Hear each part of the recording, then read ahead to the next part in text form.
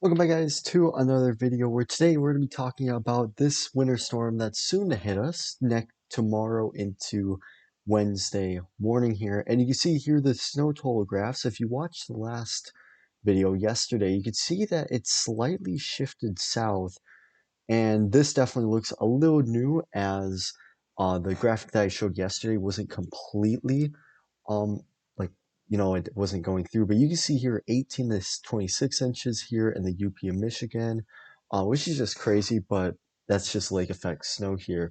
Now, as I said before, this has shifted a little south here, and you're going to see parts of Mankato, Rochester, Black River Falls.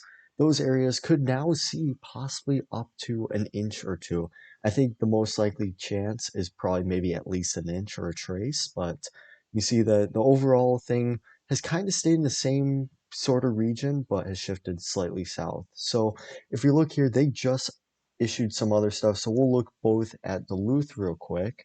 You can see here winter storm warnings have been upgraded, or winter storm watches have been just upgraded to winter storm warnings here. That includes Brainerd, Hibbing, Duluth, Lee, Grand Marshalls, Ironwood is these guys are still in the winter storm watch, and I think this will definitely increase.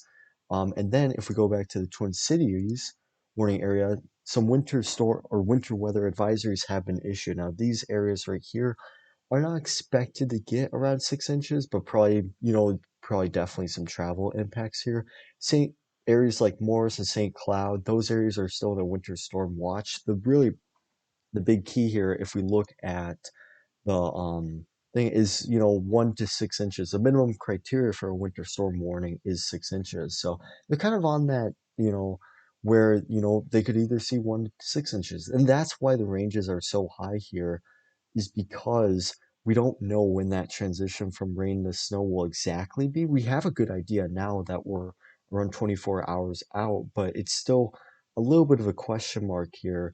But if you're in northern Minnesota, like around the Bemidji, Grand Rapids, Brainerd, Fergus Falls, Duluth area, and even the UP in Michigan, definitely be cautious. I mean, I think Thanksgiving will definitely be impacted for you guys, and I would not advise travel tomorrow afternoon if you're going up to Moorhead or Fargo.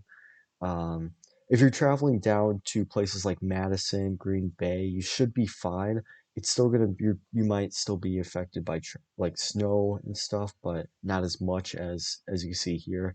Definitely don't go to UP of Michigan. Wouldn't suggest that. But let's look at more of timing here. So this is the HRRR, and this will give us kind of a good idea. Don't I mean, not everything about this is true, but it gives us a general good idea of kind of what to expect.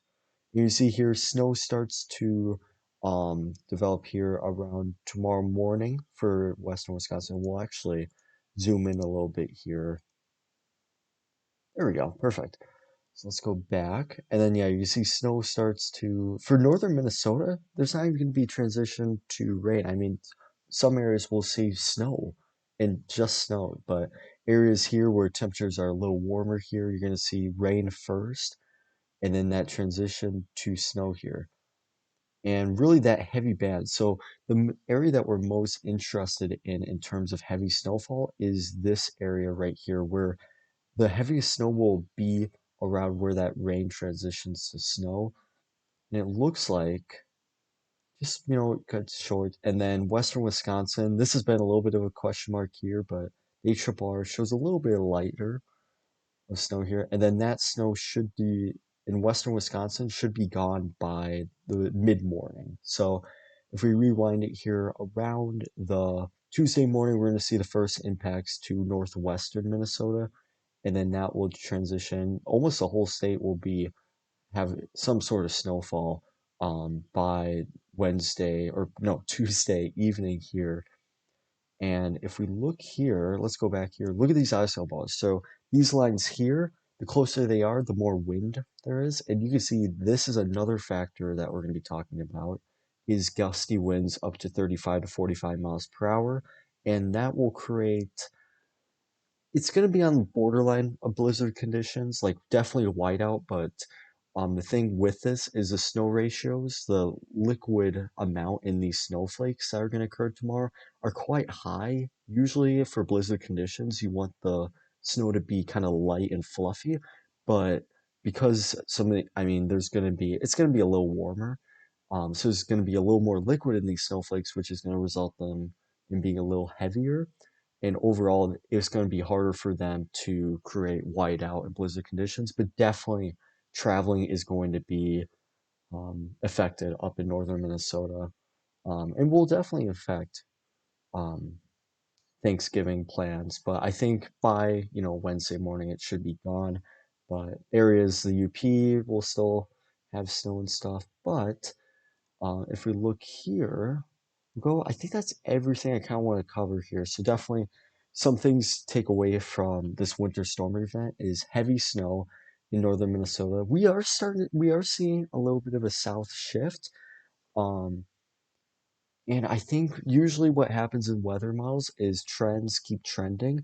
I don't think, you know, I don't think, parts of Twin Cities are going to see 6 inches. I think that's really out there unless we see a dramatic shift. But I think 1 to 3 inches is definitely possible here. But as you go more north and north, that range gets really high to the point where you have 7 to 15 inches possible in Grand Marshalls, 7 to 11, in Duluth, and then 18 to 26.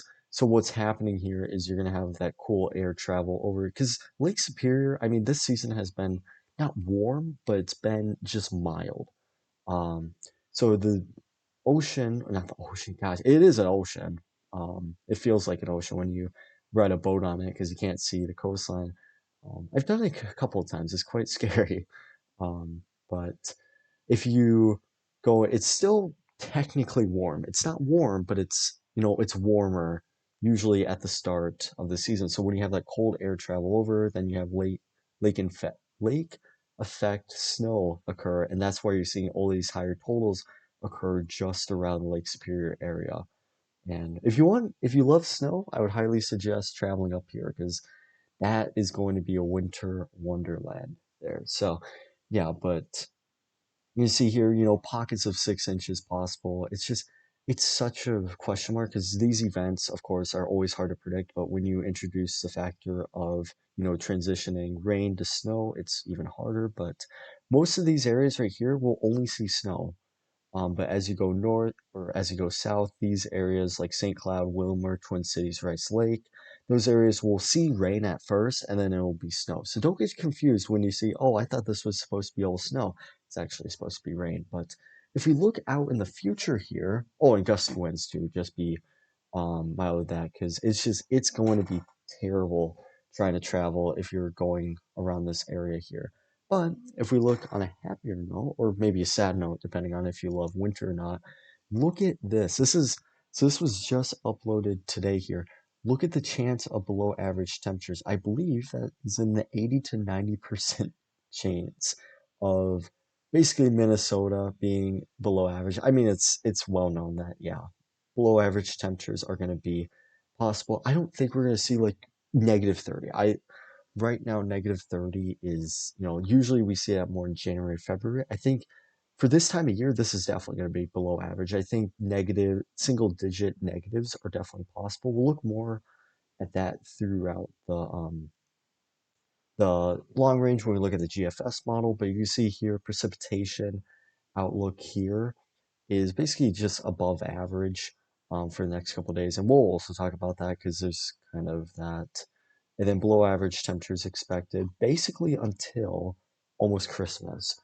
In terms of precipitation outlook, it's going to get, for this time of year, it gets quite dry in terms of because the liquid equivalent of snow is quite low.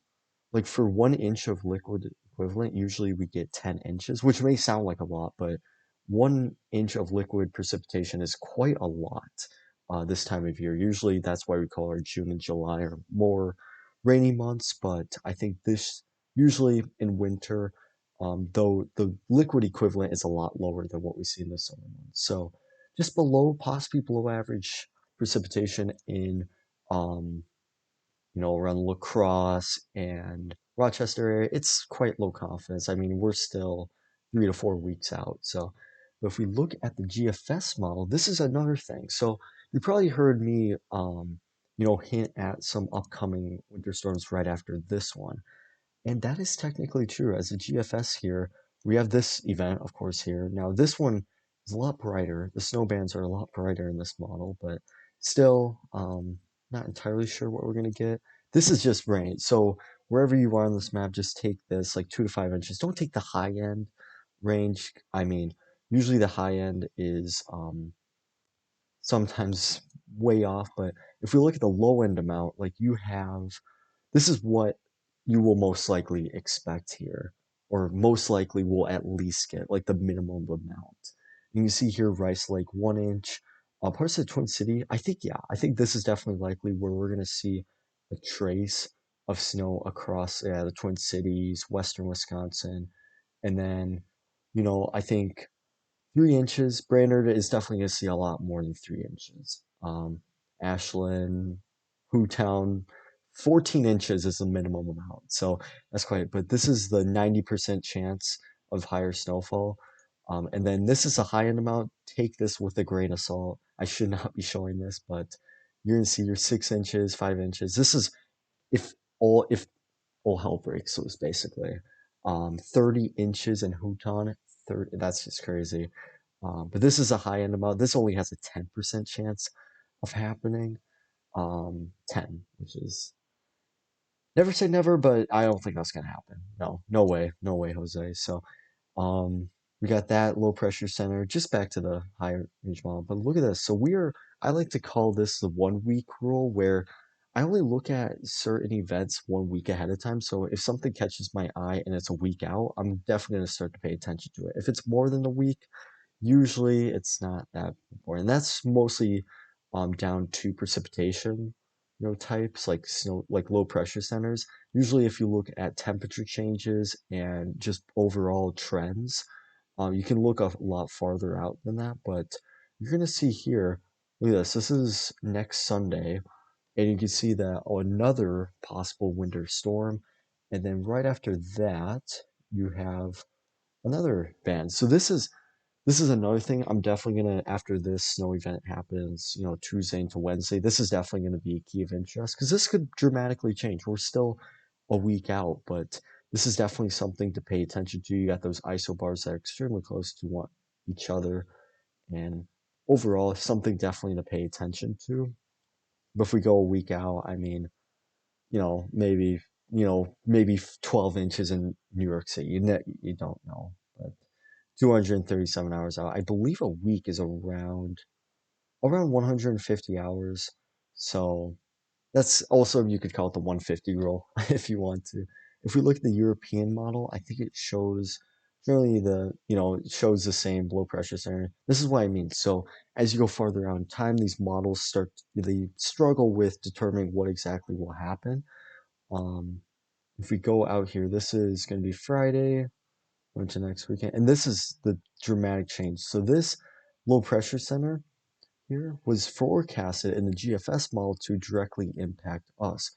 And what's interesting here is that the temperatures are a lot lower in places like Iowa and Illinois. So really depends there, but yeah, just so the GFS has always shown multiple snow events possibly happen this weekend, and then the European model is only showing one possible snow event. So technically it's two for the GFS, but yeah, it's just these are two possible outcomes. You could either see possibly a snow event right here, which if the GFS is right, that could be a very significant snow event for especially areas like Rochester and areas that um, were not really impacted. That could definitely be a possibility next weekend. Or we could see a possibility where we don't see snow at all next weekend. So definitely be on the lookout for next weekend. But just to review everything, you can see here, um, this is what, just look at where you're living or situated. If you're going to college right now in St. Cloud, I'm already home. I should be in class right now, but I skip. So just try to get out of there as soon as possible. I know some classes end early, but if you're like going home for the weekend, if you're in Duluth and you live in like the Twin Cities, or if you live, I don't know if there's a college in Fargo. That's the only city I know about because of the movie. If you're in Fargo right now and you live in the Twin Cities or South, I would definitely travel as soon as possible tomorrow. Just don't wait until the evening. I would really, if you have plans for tomorrow evening, or very early Wednesday morning, I would just cancel them if you're situated here in the northern Minnesota here. I don't think they updated it. No, so this is basically the same. So you probably saw a notification. So if you're in the purple here, that's around like maybe 1 to 3 inches. Not too much, but I mean it will still affect travel. You also have wind gusts up to 35 to 45 miles per hour, so definitely be on the lookout. If I were to guess, I mean, St. Cloud is just such a weird one because they're forecasted to see either an inch or 6 inches. So, and those, I mean, that can make a difference there. But if anything dramatically changes, I might have an upload tonight. I would highly doubt that because I think this forecast is kind of set in stone. I wouldn't expect major changes from this. I think this is pretty safe. I mean, most models have been showing this. Um, but I think tomorrow morning I'll definitely upload a forecast. But yeah, so rain tomorrow for areas like Twin Cities, and then that will transition to snow in like the mid afternoon ish.